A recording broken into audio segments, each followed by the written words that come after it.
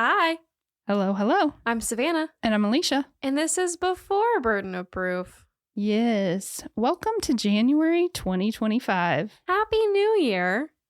The happiest. The last 6 months of 2024 were crazy, so Elysia and I are taking a hiatus.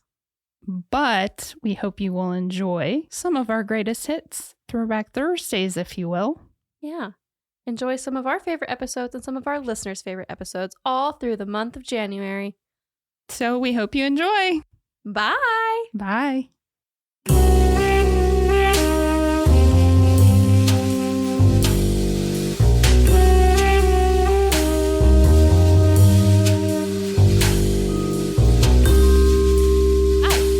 My name's Savannah. I'm Elysia. Welcome to Burden of Proof. Welcome. It's a Savannah day.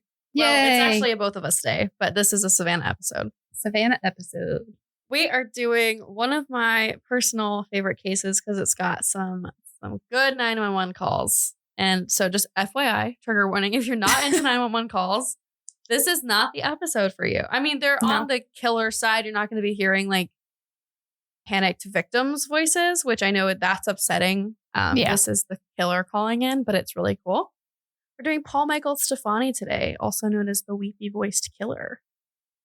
I still question any relation To Gwen Stefani. to Gwen Stefani. Gwen, is this your uncle? Oh, no. Please get at us. I don't think so, because I doubt it. I doubt it. He has a daughter. He's estranged, too. Oh, it's Gwen.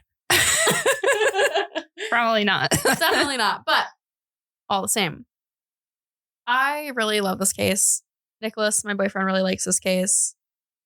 I think you're going to like this case. Although it will leave you with a lot of questions. A lot of this is going to be like us guessing as to what he's possibly doing. I have theories. We'll get into my theories. Okay. I like theories. Yeah. I'm curious to see how you feel at the end about everything, because people go both ways on this one. So we'll see. Okay. All right. I'm ready. I'm going to set the scene for you. You ready? Ready. Painting a picture. Getting my Bob Ross brush out with my words. Get ready to paint some happy little trees. Some happy little accents. New Year's Eve, 1990.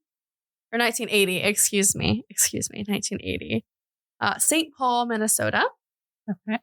This whole case takes place in the Twin Cities, which I didn't know this, but it's the Twin Cities are St. Paul and Minneapolis, Minnesota. So, yes. I didn't know that. I don't know anything about geography. Fun geography facts. Geography fact, go. Anyway, that's a long story. I like geography, but I'm not. No, I would not win a geography bee. No. You know, in Paul Blart Mall Cop, where he goes, fun fact for you. It's like a long-running family joke. So if I ever do that, you know, and I'm talking about Paul Blart Mall Cop, fun fact for you. Need a pixie stick. All right. 20-year-old Karen Potak was out partying her way into the new year with her friends. She pulled the old Irish exit and was very drunk and disappeared off into the night. She left her friends. I don't know if they knew she was leaving. I doubt it, because normally you don't let your friends leave when they're drunk. But she was very drunk. She didn't even bring her coat. So it's New Year's. It's January in Minnesota. You're toasty. So you're freezing. But she had her little drunk blanket on, so she didn't feel drunk blanket. Yeah, Okay. that's when you're drunk, you don't feel cold.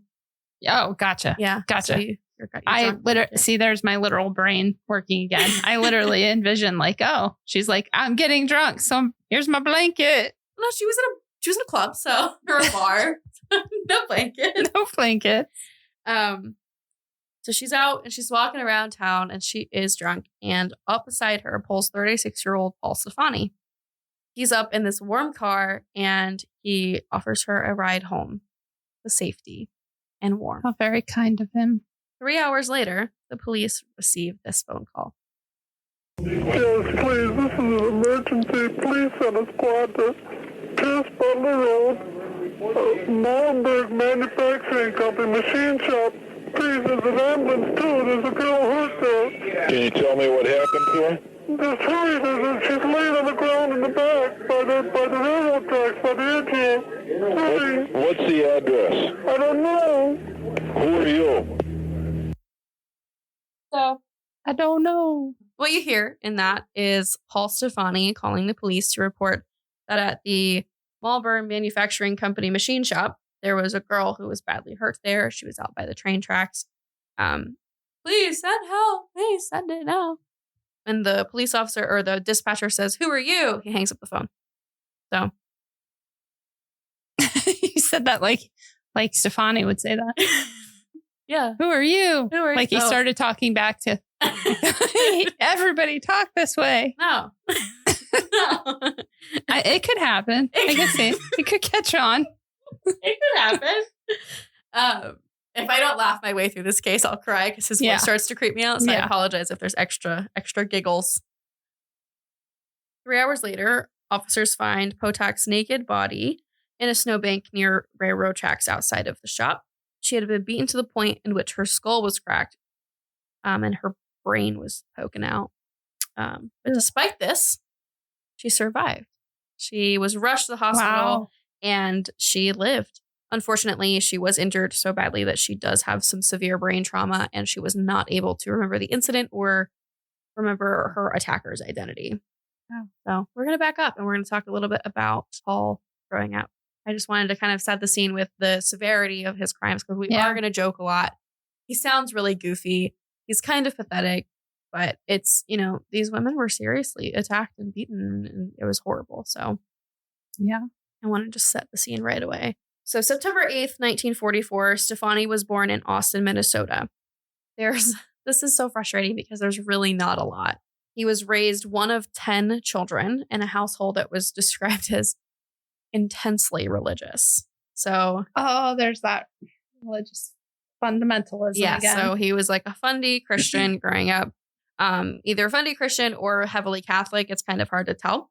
Gotcha. He says that his stepfather or his father was not like particularly abusive based off of his report, but that if they got in his way, he would like kick them down the stairs. Oh, just Cash. Normal. Yeah. Not really abusive, though. Normal treatment. I kick my kids all the time. What are you talking about? I don't. I'm joking. Please do not call children's services on me. She's a very great mother, I can attest. I personally struggle to believe that there wasn't abuse in the household, at least psychologically and physically by his father, psychologically probably by his mother. Just tends to kind of happen in these religious homes, unfortunately. Kind of sucks.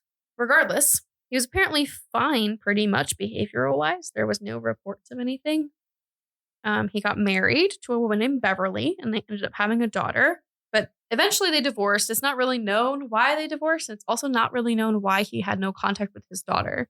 Who I can't say that she's Gwen Stefani. We've never seen the two of them in the same room. We've never seen them. But you can't even find his daughter's name. Like it's because it's Gwen Stefani. Because it's... No, I don't want. Please don't send me a cease and desist. I promise. We know it's we know it's probably not her. Probably.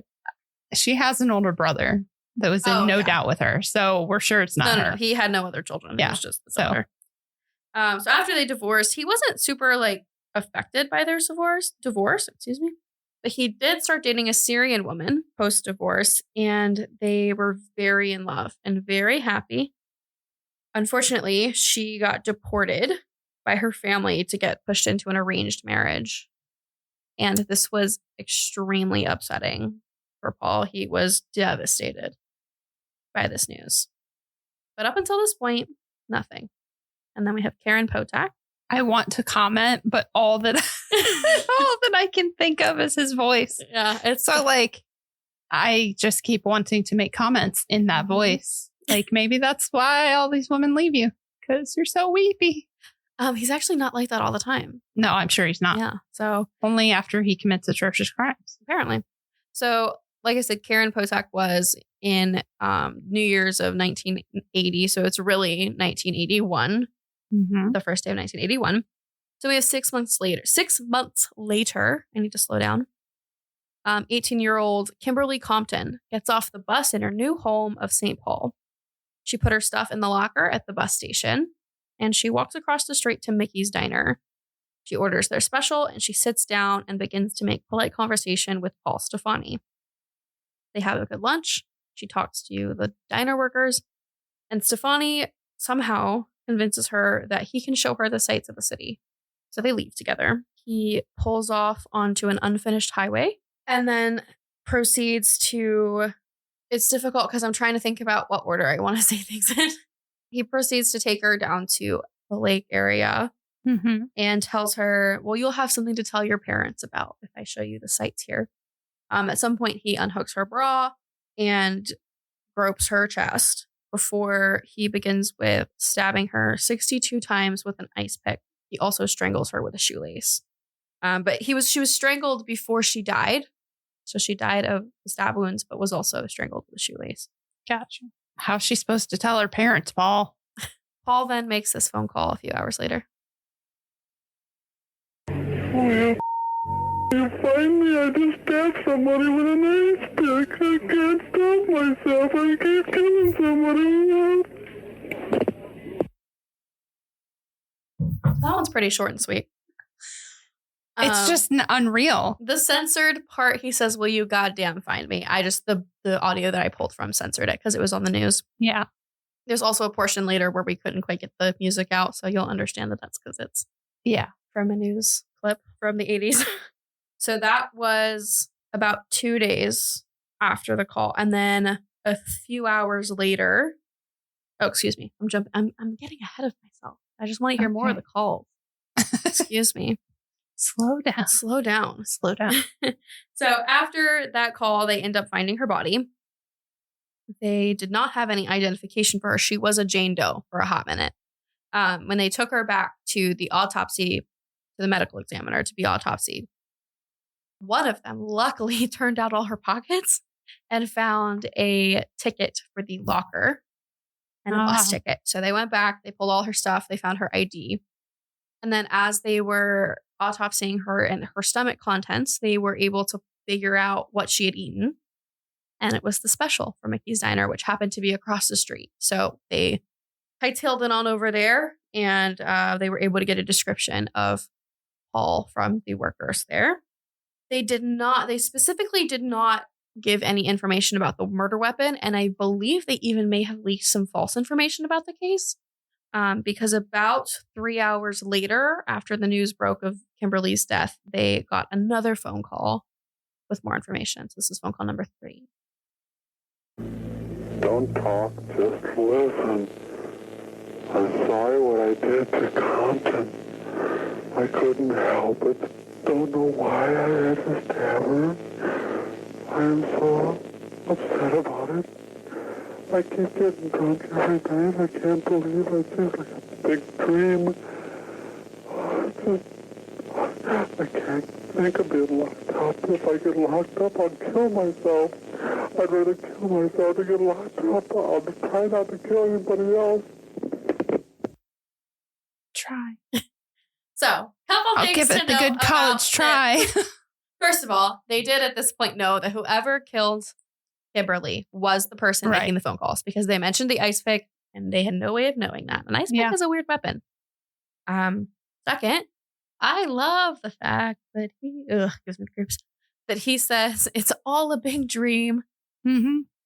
Not it's all a big nightmare or it's all a big terrifying mess. It's all a big dream. All a big dream. And he's also saying he's going to try not to kill anybody else. He can't dream of getting locked up. If he gets locked up, he'll kill himself. But the only evidence they have is the phone calls right now. They can trace them because he's calling from payphones. He's gone by the time they get there. And there's no physical evidence left at the crime scene. So they're getting quite frustrated. They now have Kimberly's body and they can't find her killer. Yeah. And they can link it to Karen's attack with the phone call. Because obviously that's the same voice. They did have a voice expert come in and they were like, we can't definitively say. Like, so what are you, How many killers call 911? Exactly. And sound like that. Like just a short period of time. Exactly. In the same area. Mm-hmm. Come on now. Get it together. Okay. So they then released part of the call to the public, thinking, okay, this is a very distinct voice. Yeah. There has to be somebody who can identify, who do you know that sounds like that, who's capable of killing people, right? Yeah. Do you know anybody that sounds like that that's capable of killing people? No. Okay. Well, apparently hundreds of people do. Oh, that's... But they sorted through all the phone calls and there was really no match. So that was really disappointing. I really wouldn't expect hundreds of people. Apparently. Lots of people. So they were kind of stumped. They didn't have any physical evidence, so they sat on it for about 2 months. 2 months later, a man named Alan Lopez hit the news after he held his entire family hostage before annihilating them. So he did. He killed his whole family. He held them hostage. The police got there, were negotiating this hostage situation. And at some point during this process, he confessed to killing Kimberly Compton. So they were like, okay, we'll come back to that. We're going to finish negotiating this hostage situation. And then once you're in custody, they figured they would question him then. But unfortunately, before they could get to question him, he killed himself. So they have this deathbed confession, basically, of Alan Lopez saying he killed Compton. So they had the detective from the Weepy Boys killer trial, or case, not trial, come in. He released his files, came out of retirement for 1 day, released his files so that they could try and see if Alan Lopez could possibly be the guy. So they look at the time that Kimberly was killed, and actually he was in a mental institution at the time. They're like, okay, but let's look a little further. He had a day pass out of the hospital on the day that Kimberly was gone, and they did not know where he was during that time. So that's confusing. Yeah. I know. Puts a real plot twist. But just kidding. They knew that Karen's attack was linked to Kimberly's, and he was in jail when Karen was attacked. So he was accounted for, and so it couldn't be him because he couldn't have done both. Yep. So that was a real little twisty-roo there. Sorry, you're not going down as an infamous serial killer. No, just a family annihilator. Just a family annihilator. Yeah. So, that happens. But then in August 6, 1982, so we have a little over a year of a gap. Okay. Barbara Simons. I've also heard it's pronounced Simmons. But how's it spelled? I one got M both. or two? I got both. So I'm going to say Simons. So, yep. Barbara Simons was a 40-year-old woman who was at the Hexagon bar when she was approached by Paul. She went up to the bartender. To the bartender. To the boxer. Boxer. What kind of bar was this? The Hexagon bar. She went up to the bartender and said, I hope this guy's okay. I just need a ride home. Oh, yeah. Sad. Yeah. So she gets a good look at him because she's like, I don't like the way she said that. Yeah. Right. So, yeah. Bye-bye. They drive away. And then it's kind of up for debate whether he called right after the killing or whether he called about 2 days after. But this is the call we get after Barbara Simmons passes away. Fire emergency. Please don't talk, just listen. I'm sorry I killed that girl. I stabbed her 40 times. Kimberly Compton was the first one. Oh, my face. I don't know what's the matter with me. I'm sick. I'm going to kill myself, I think. Where are you? I'm just going to... If somebody dies with a red shirt on, it's me. I killed both people. I'm sorry. I'll never make it to heaven. Calm down. Calm. So, a lot to unpack on that one. Yeah, initially his voice is just unreal, but with that one, you get past the wanting to laugh at this isn't real, right? Somebody's just playing around.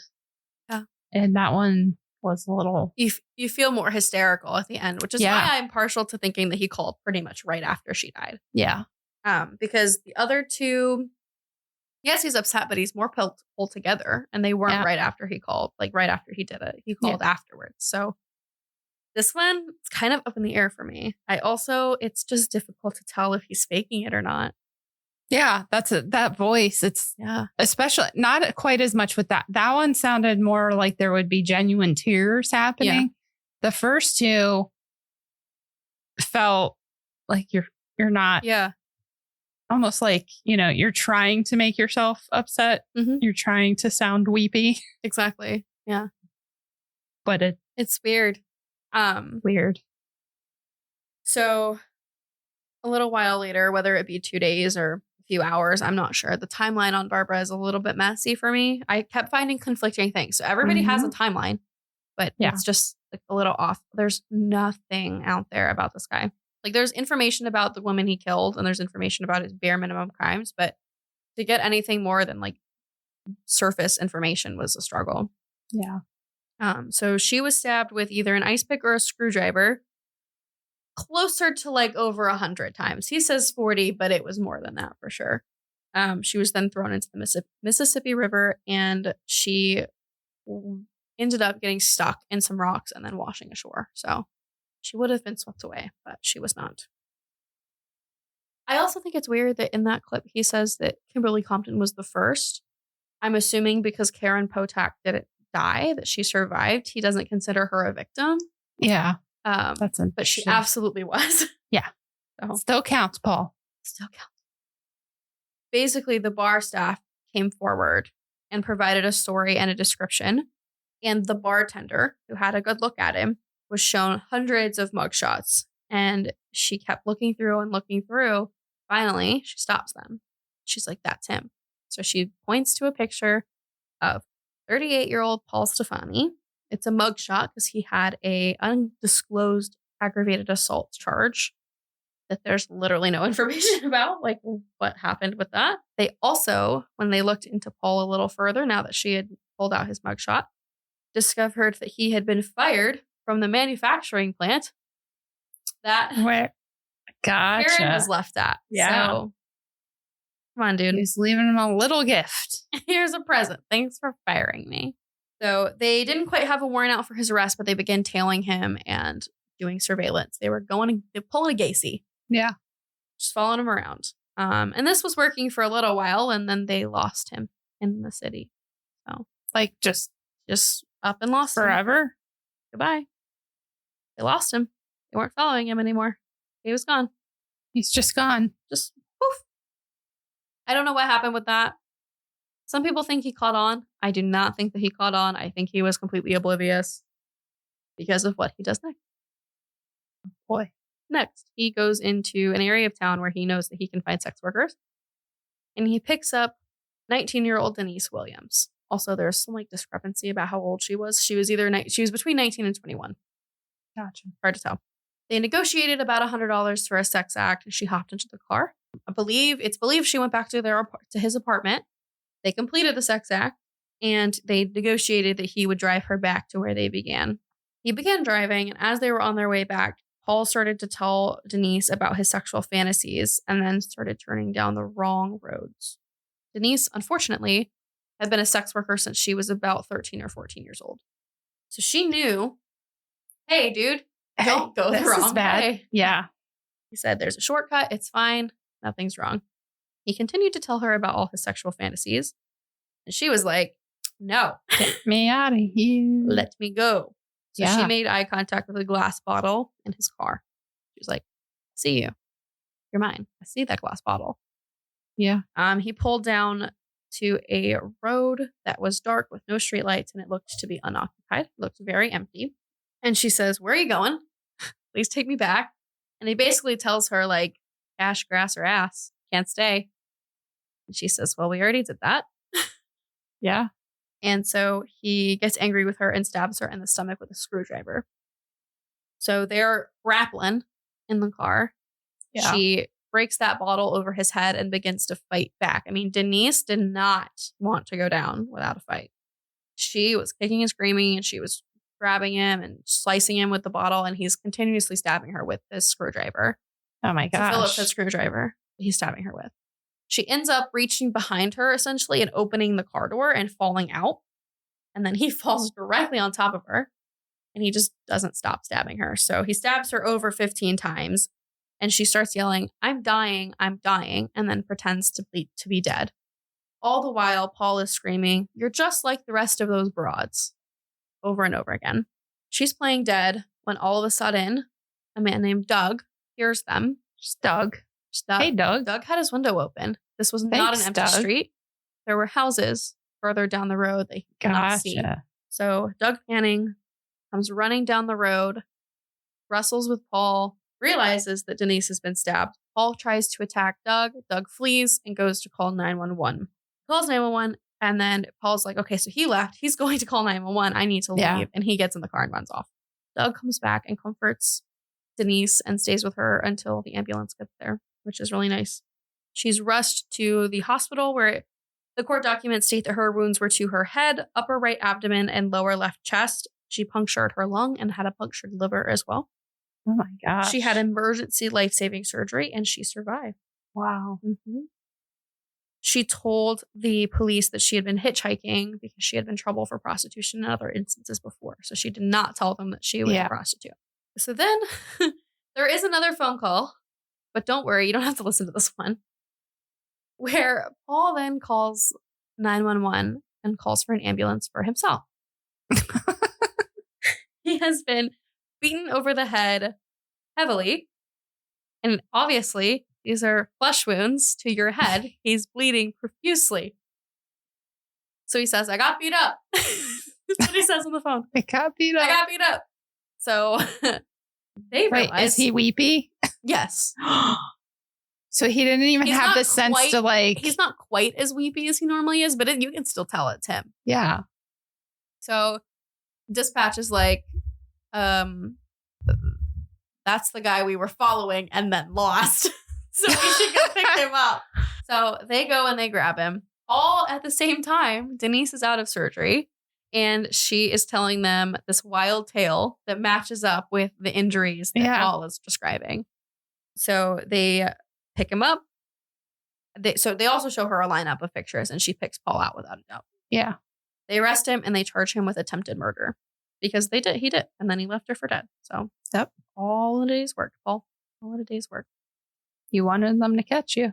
You did. You begged. You begged very profusely. Said, stop me. Well, you goddamn find me. Keep killing somebody. I feel really disrespectful for laughing so much, but he's very terrifying to me because he just. Yeah.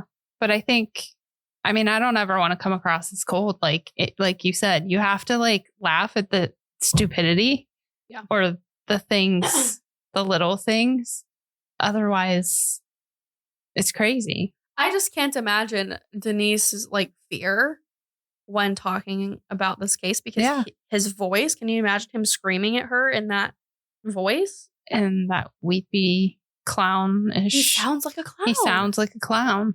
It's horrifying. Like, I don't even know. I purposely like stayed away because you were like, no, I want you to be surprised. Just because of the calls alone, like I felt like. So I don't even know what this guy looks like, but I envision like a 38-year-old man, a sad clown. That's what I envision. Somebody dressed like, made up like a sad clown. If you go to our Instagram, you can find pictures of every case we're going to post. That way, you know what people look like. That's not a good one. Here's Paul Stephani. He looks like he could be a sad clown. He does look like he could be a sad clown. They pick him up, they interview him, and sorry, I lost my notes there. I feel like we need elevator music when that happens. We need to find some elevator music for when we lose our plays. When they're questioning him, he goes from very normal to weepy, and then they start showing him pictures from the case. And that's when he gets very angry.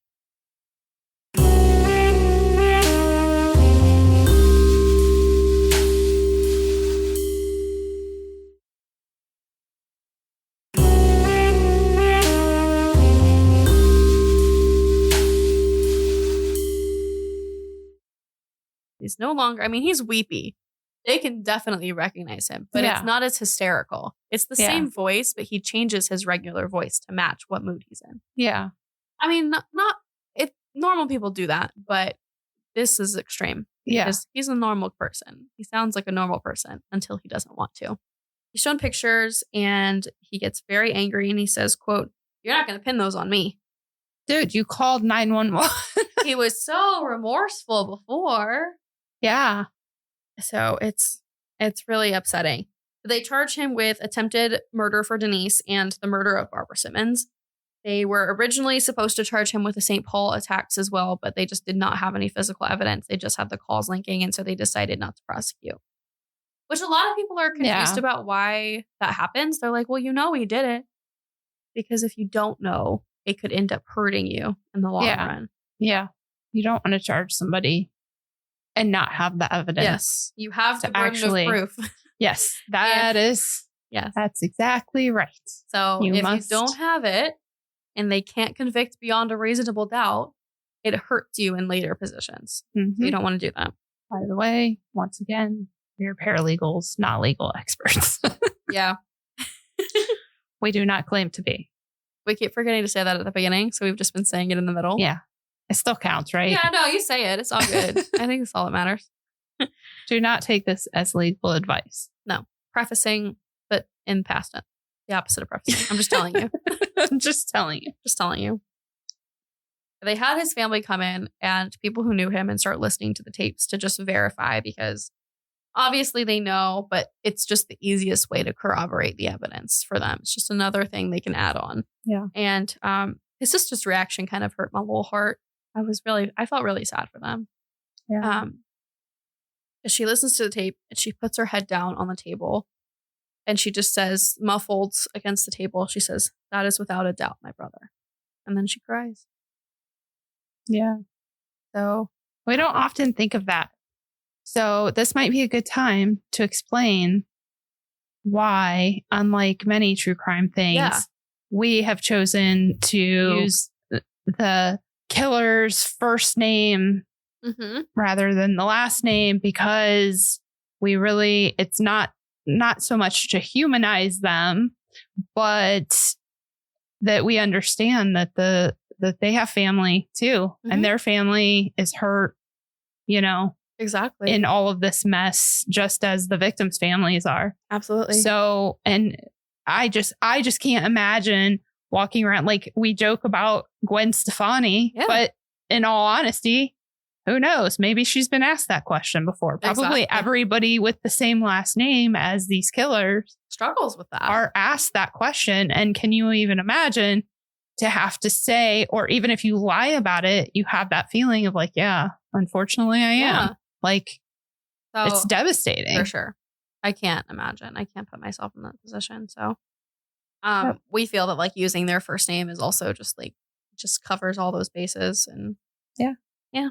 Paul was convicted in his first trial for 58 years in prison for the attempted murder and the murder of Barbara Simmons. Not a ton of information on the first trial. I submitted a records request to the Minnesota court records. Yeah. And did not hear anything back. So it's been a minute.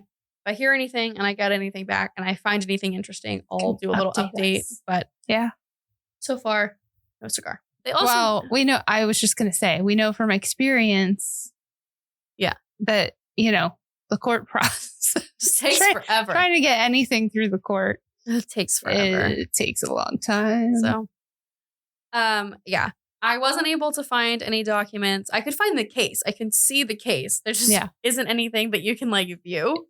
Yeah. But I do think that they did not ever find a murder weapon. They never found an ice pick. They did have the screwdriver. And you can find, actually, just careful when you're Googling, unless you want to see crime scene photos, because you can see in his car. They have pictures of what the inside of his car looked like after Denise Williams. So that's pretty creepy. So wait, so let me get this straight. Yes. He calls 911 to get help for himself. Yes. While being interrogated, he tells them, "You're not going to pin this on me." Yes. But his car he didn't clean up his car. Yes. Okay. Yes. Okay. He was pretty delirious. Yeah. He had lost quite a bit of blood. Yeah. And he was kind of bold. He really didn't think he was going to get caught. So, yeah. Also, if you remember correctly, he was watching the news stories because after Kimberly Compton, he called back. Right. So I gave him a false sense of security. Yep. So we'll get into theories and stuff after I talk about his appeal, because it gets interesting. All right. Later down the road. I mean, the whole case is interesting. I know, but you're probably thinking we're only basically less than 40 minutes in and he's already caught. What now? So yeah, this is what now. This is the what now. This is the what now. So I'm going to talk a little bit about the appeal. So most criminals appeal their trial in one way or the other to get a lesser sentence. So when they convicted him with double departure, saying that because of how harsh his crime was against Denise Williams, he got twice the sentence for the attempted murder. He got 203 months, which came out to like, I think 12 years. Oh, don't make me do math. I'm going to look. In my head. If I'm wrong, I'm going to look really stupid. Hold on. I, especially with the type of work that I do as a paralegal, I don't have to do a lot of math. 16 years, almost 17 years, basically. Gotcha. So, excuse me, BRB, my Be Real just came up. If you guys are Gen Z, you know what your Be Real is. So I have to take care of this because it's time. This is really funny if you know what a Be Real is. If you don't, then I just sound really rude. So rude. Sorry. A Be Real is like, it's like Instagram, but you're friends. And so you have like 2 minutes to do it. If you do have it, you understand. If you don't have it, then I sound like an asshole and I'm really sorry. Anyway, it was priced twice the sentence for Denise because of how cruel the nature of the crime was. They also gave a 21-month consecutive imprisonment for the second degree assault of Doug Panning because he attempted and assaulted Doug in the process. There's a lot of things that they tacked on as they could because they knew that St. Paul was not going to be able to prosecute. Right. So then when he appealed, Doug decided that he was going to, not Doug, I'm sorry, Paul. Doug, you were a hero. I was going to say, poor Doug. Poor Doug. Doug was a hero. Doug. We're sorry, Doug. They had 13 different issues with the case that they cited when trying to appeal. Yeah. The one that upsets me the most is that they wanted, Denise Williams had a record and that was not allowed in evidence in the first trial. Yeah. Yeah. Because you don't do that ever. Except in the staircase and in here. So they did not allow it in the first trial. And the prosecution was like, no. If you allowed that in, they would never have given double departure. They wouldn't have doubled his sentence. So her charges were in August 1st, 1980, Denise, another juvenile, robbed a woman. They both showed knives and threatened to rob a woman and then pushed her into a taxi cab and assaulted her. Moved on. July 8th, 1981, Denise Williams, along with another accomplice, met with a man whom they offered and he agreed to engage in sex. They went into his car at a parking lot. Williams prepared to have sex, quote unquote. Her accomplice threatened the man with a knife. Denise grabbed his wallet and they fled. And she was charged with this. So those are the things that they did not allow on the record. And the defendant is telling court, well, if this was on the record, you wouldn't have convicted me with double departure. They wanted to have, quote, like a downward departure, which would be that they would lessen his sentence based off of that. There was no evidence that Denise tried to rob him. The only purpose the evidence would serve, and I'm reading straight from the judge's opinion. The only purpose that the evidence would serve would be to show that Williams acted in conformity with her prior behavior, and this is explicitly prohibited under Rule 404B. The evidence cannot be used when its sole relevance is to show the victim's probable actions in the time of the alleged crime. Basically, he goes on to say that this would not have affected the results of the trial. His crime was still just as horrible, and he denied this. Like, they denied the appeal for that portion. Yeah. They also said that the fact that Denise lied about hitchhiking and her prostitution would have changed the outcome, and it did not. It had no effect on the case whatsoever. Stabbed her. Yes, it did not. You still stabbed her. You drove her to a secluded road and you stabbed her. Exactly. So they were doing all of this to try and say that Paul Stephani was just acting in self-defense. She clearly tried to rob him. They could not, by any means, prove that Stephani had acted in self-defense because obviously they could not prove that he was meeting Denise with equal force. And that is the rule with self-defense. Yep. You have to meet with equal force. Deadly force When can she's only laying be on the met with ground deadly force. saying, I'm dying. I'm dying. The court literally called her a slight woman. She was tiny. Yeah. He was unprovoked. She was little. He was way larger than she was. And there's no way that could have happened. That they were very He could have much scuffled laughing. and easily pushed her out of the car door and drove off. Exactly. So they basically laughed that off. There was no reversible error in the conviction and sentencing of the appellant for attempted murder in the second degree and assault in the second degree.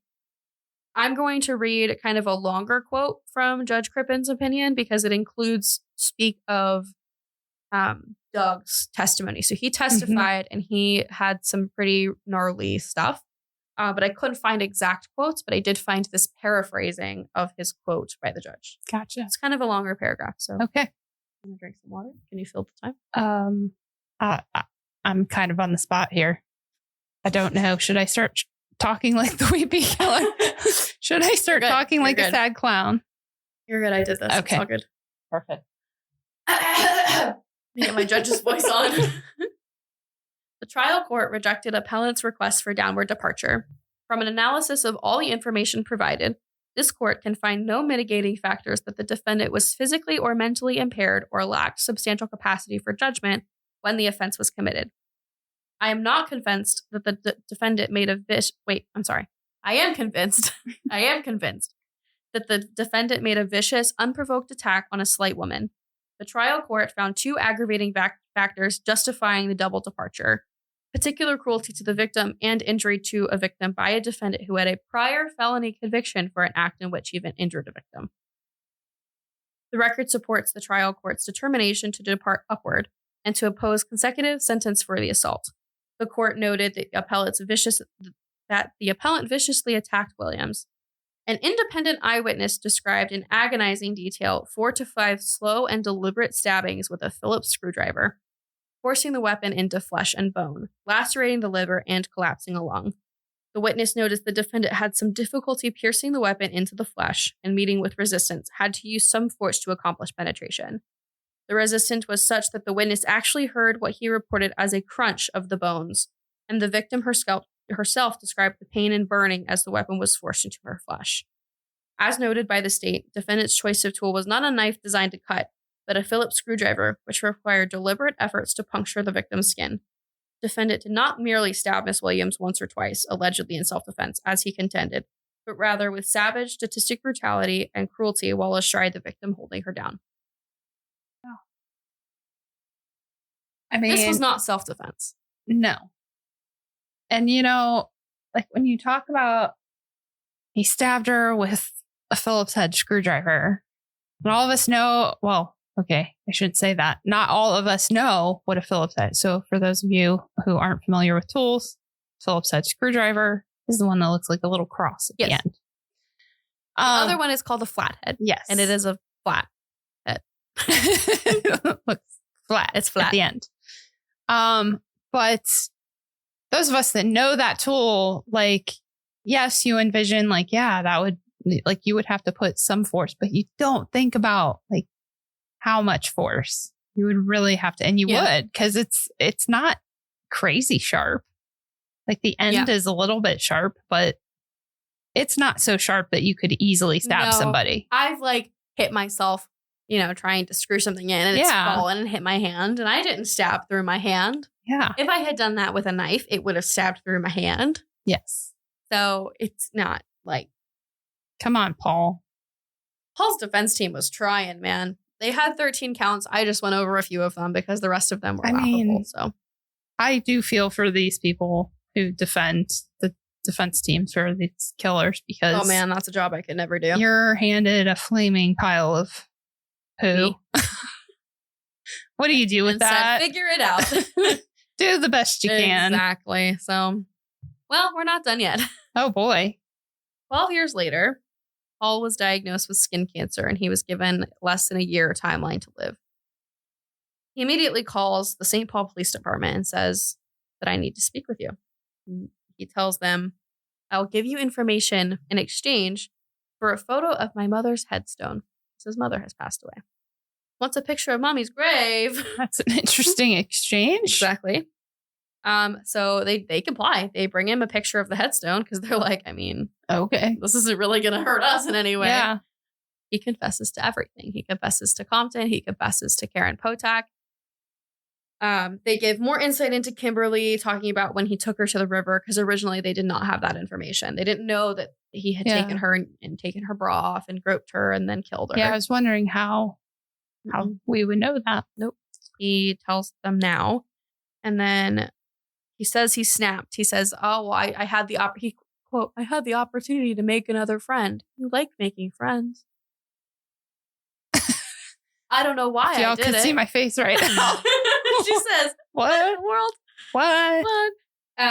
He says he snaps, but then he brought the weapon with him from the car to where they had gone to sit in the grass. So that's premeditation, dude. Paul, you brought it with you. Paul. Okay, hold on. She's the one he stabbed with the ice pick. Yeah. Who carries an ice pick around with them, Paul? Apparently, Paul. I don't know. I know you do live in Minnesota and it's cold, but come on now. Come on. I've met, by the way, everyone I've ever met from Minnesota is extremely sweet. Oh, absolutely. This is nicest very weird, people. for sure. So then Paul says, oh, I killed somebody you didn't know about. What? He confesses to drowning her in her own bathtub. But he doesn't know her name, and he doesn't really give them much information. He tells them what county it's in. So they go and they talk to the medical examiner, and they were able to match it to 33-year-old Kathleen Greening. Kathleen, in July 21st, 1982, Kathleen was supposed to be going on a trip with her friend Carol. Carol came to pick her up that morning, and she didn't come to the door. So after waiting for a while, she went inside the unlocked house, which was already really weird. And they found Kathleen in a full bathtub, face up, and she was dead. So this is different because there's no phone call, and she wasn't stabbed or strangled. So it was a little weird until they found out that Paul actually knew her personally. So they had found her address book when they were going through all of her things, and his name and number were in her address book. They did say that this was really weird before they ruled the death an accident, and they were originally looking at her estranged husband, but he ended up having an alibi, and it was labeled as an accident until Paul confessed. So that's really weird. So now we're going to talk a little bit about my theories. Yeah, theories. My theories. So the first theory is that he was not remorseful and that he was lying every time he called. Yeah. Right? The second thing is that he was remorseful and that here's my thing. He says a lot about his religion growing up and all of these issues he had with, his family and growing up heavily religious. He has a quote that says, his mom always said, if something hurts you, go to God. Yeah. And so then I started, the theory that he's calling as a confessional. Because what do you do when you sin in church? You confess. That kind of has some tact for me. Yeah. Like he's calling to give this confessional. Confessionals are supposed to be anonymous. They're usually not, but they're supposed to be anonymous. And I don't know. Is he remorseful and he's just confessing because that's what he thinks he's supposed to do? At one point in one of the calls, he says, I'm never going to make it to heaven. Probably not, Paul. Probably not. I don't know. I'm not God. I'm not God. So if you're, it's conflicting. Yeah. The thing that sticks out is when they snap and they get angry. Mm-hmm. And then he says the thing to cops about not going to pin this on me. Copper. He also said that after he killed, he would go to the back of the church and cry for hours. And then he did the thing that killers always do, where they're like, when I went to kill, there's a voice in my head that tells me, Paul, it's time to kill. Paul, it's time. It's the voice in his head that he claims tells him to kill, but that's really only mentioned once. They don't even try for an insanity defense. It doesn't go anywhere. Yeah. And then because clearly he knew that he did wrong because he's calling and ratting himself out. Exactly.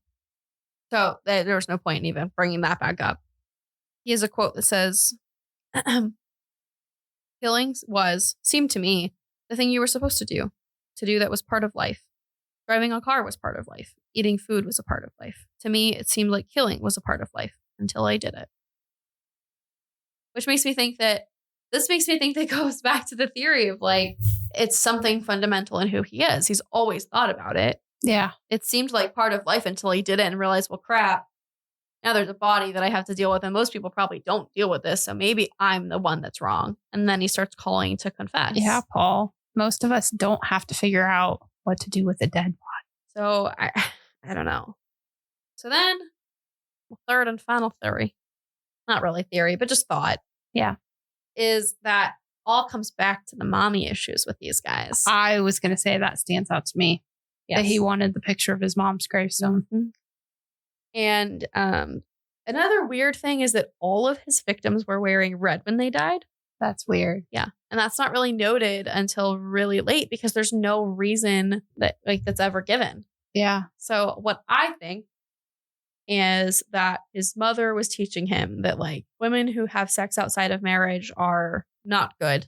Yeah. And maybe he was told that red was like, oh yeah, in that era, like wearing color. red. Yeah, in that era, red was a sexy color. Exactly. And so that goes hand in hand with me when he's talking to Denise and he's like, you're just like the rest of those broads.